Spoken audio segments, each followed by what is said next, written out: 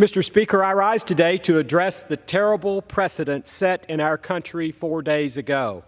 Using the justice system to engage in a politically driven prosecution and now conviction of a major political party nominee running for president, especially on the charges brought against Donald Trump, should gravely concern every member of this body as well as every American across our country, whether they be Republican or Democrat, for Donald Trump or against him.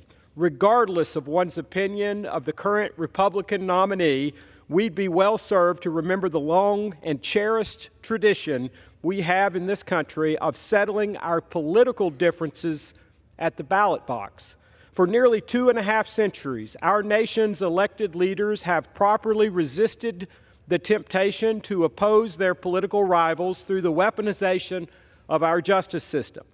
Equal justice for all, and an overall trust in our justice system is fundamental to who we are as Americans. And those who would destroy that hard-earned trust just to score cheap political points should be held accountable.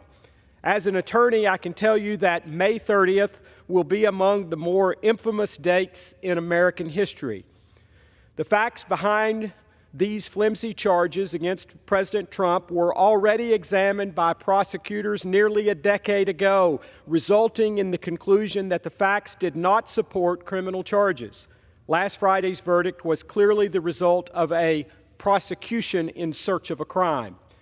The primary accusation in the entire case is that of falsifying business records, a misdemeanor crime in the state of New York. Yet this district attorney questionably elevated these charges to felonies, dubiously creating what was essentially a first-of-its-kind prosecution.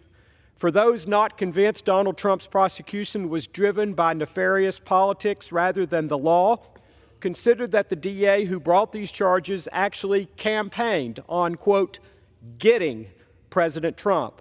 Also consider that the entire basis for this verdict is the testimony of a convicted felon found guilty of perjury who also admittedly stole money from the Trump organization. The same witness has since celebrated the verdict, even saying the verdict is, quote, exactly what America needs right now, close quote, and, quote, I would like him to feel what I felt, quote, close quote. Revenge seems to be the motive. We're hearing the quiet part out loud, Mr. Speaker. It's often said by my friends on the other side of the aisle that no one is above the law. I agree. But no one is below the law either. I hear from countless Tennesseans who are outraged not only by the lack of merit in this case, but also the timing. We are 6 months away from an election. They sense we have devolved into a two-tier justice system, and they want the madness to end. We must restore normal discourse in our country. Impeachment is a word used far too often in this body. I feared this would happen when the Democratic majority decided to take the extreme step of impeaching our former president twice. Now, a remedy provided by our founders and meant to be rare is becoming commonplace. We cannot allow the Department of Justice to be trivialized as well. Our founders envisioned the possibility that a president could be harassed by political opponents, which is why I continue to argue in favor of immunity for this type of prosecution. Impeachment is the tool the Congress has to hold our chief executives accountable. Elections are the tool for them to be accountable to we the people.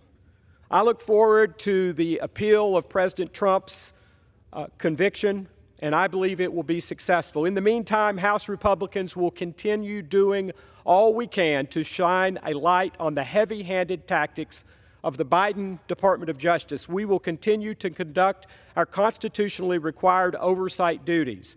But ultimately, I believe the first step in restoring public trust will come this fall in the elections when the American people make the ultimate decision, and I believe will re-elect President Donald Trump. Thank you, Mr. Speaker, and I yield back.